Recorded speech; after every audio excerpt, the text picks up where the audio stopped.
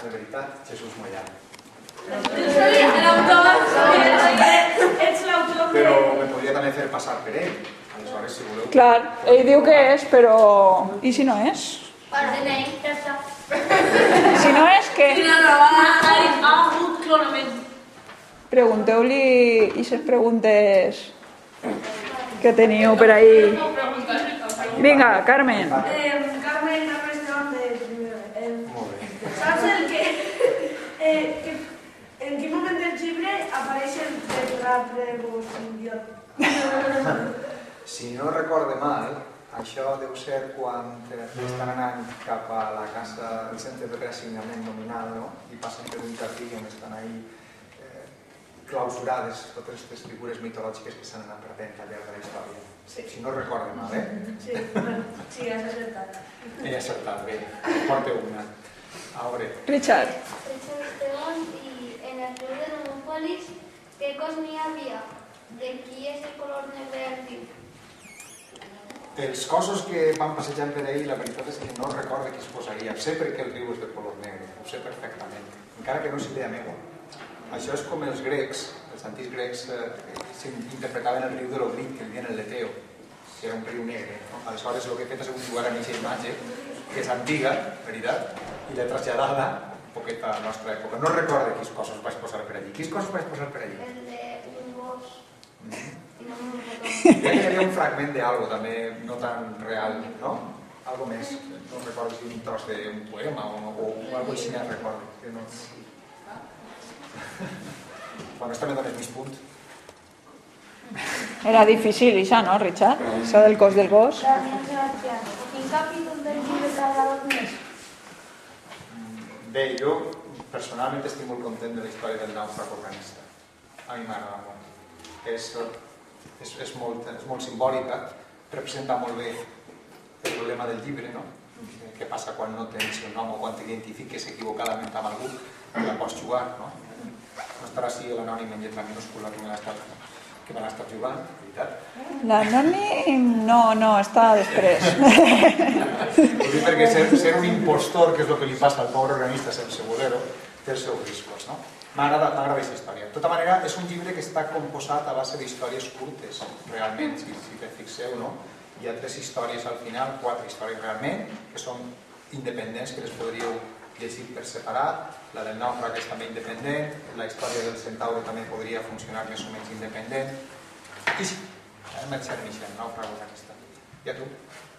A mi el Nemòpolis. La ciutat mateixa, no? Molt bé. Més coses, Cassandra. Per què el xavi havia afegit del xalet del seu iaios? Bé, això és una pregunta que tu m'estàs provant també, no? Vale. Última, va, després ja que te passen preguntes que no estan en el llibre. Sobre una balonada, una maceta i tal, i l'han renyit a d'ell, perquè és que sou germans majors, ho sabreu, que sempre us acabeu portant totes les trompades de casa. Jo soc un germà major, jo tinc 6 germans darrere, o sigui, imagineu-vos les vegades que me tenia que carregar de músiques, no?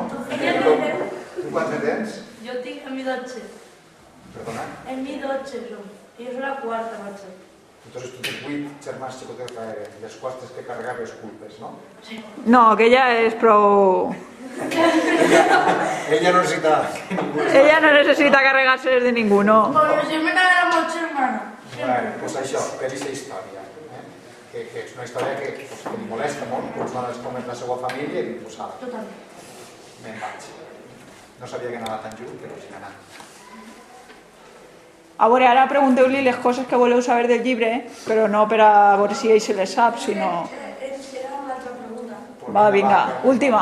Quan i per què vas decidir escriure el llibre El xavi va perdre?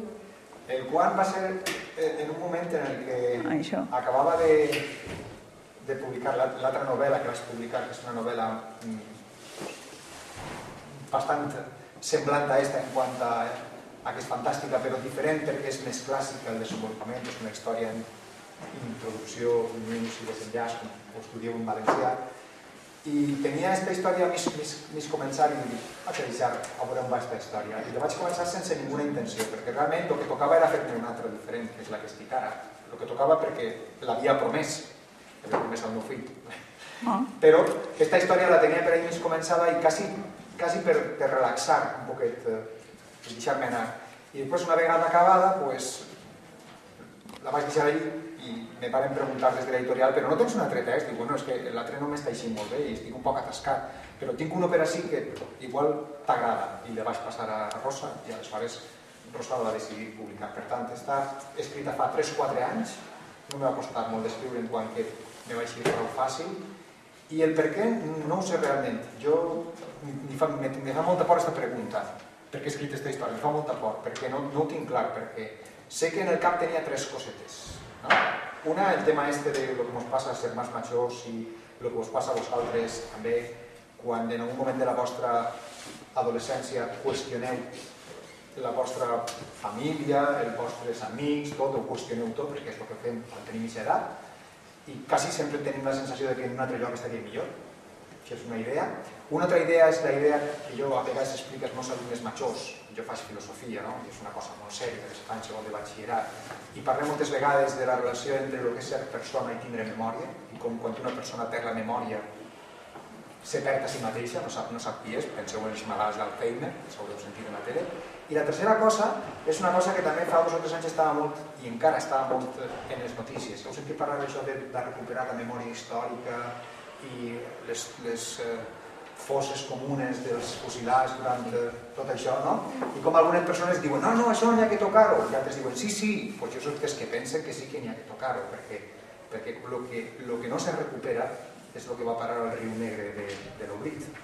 Per això, aquestes coses que se queden en aquesta nemòpolis, en aquesta zona de la memòria, n'hi ha que de quan en quan anar-hi treure-les, perquè és la nostra història, i si nosaltres la tirem, desapareguem. Aquestes 3 coses estan per ahí funcionant. Però per què no tenia ningú motiu, no tenia ningú receptor clar a qui anava adreçada la història. No sabia inclús si anava a publicar-se. Expliqueu-li a Jesús a qui s'assemblen els follets de la memòria. Expliqueu-li què són, expliqueu-li què són. Són com insectes. uns insectes que es passen al cervell per l'orella i es mengen totes les coses que tens de la memòria, però malvats. Però malvats, sí. Sí. Bueno, m'està colant en el vostre blog, me teniu que perdonar, m'està colant i t'ha seguit les coses que us han passat Teresa i Teresa i jo no se coneixien. Vull dir que ha sigut simplement perquè jo vaig trobar per ahir que estàveu llegint la novel·la i me va fer gràcia com anàveu introduint ahir cosetes sobre la novel·la i tal, i vaig decidir colar-me jo també en el blog. Entonces he seguit la història dels mitos estos també. Una pregunta, quants llibres has publicat? 2, este és el segon. Més coses? Vinga, Cristian. Per què? Doncs va ser sense voler. Vosaltres sabeu que quan entreu en un buscador en internet, vos apareixen pàgines que estan relacionades amb la búsqueda. Jo vaig posar el títol de la meva novel·la perquè estava buscant si n'hi havia, perquè és una cosa que quan tu fa una cosa li agrada saber, si n'hi ha alguna crítica, alguna notícia relacionada amb la novel·la. Entonces la vaig introduir i aleshores va aparèixer això de Guis la Serrania i em va cridar l'atenció. Vaig entrar ahí i a partir d'aquest moment me va fer gràcia que estigueu llegint, que estigueu ahí comentant i vaig anar seguint-ho. Jo les preguntes que vos feia Teresa intentava contestar-les.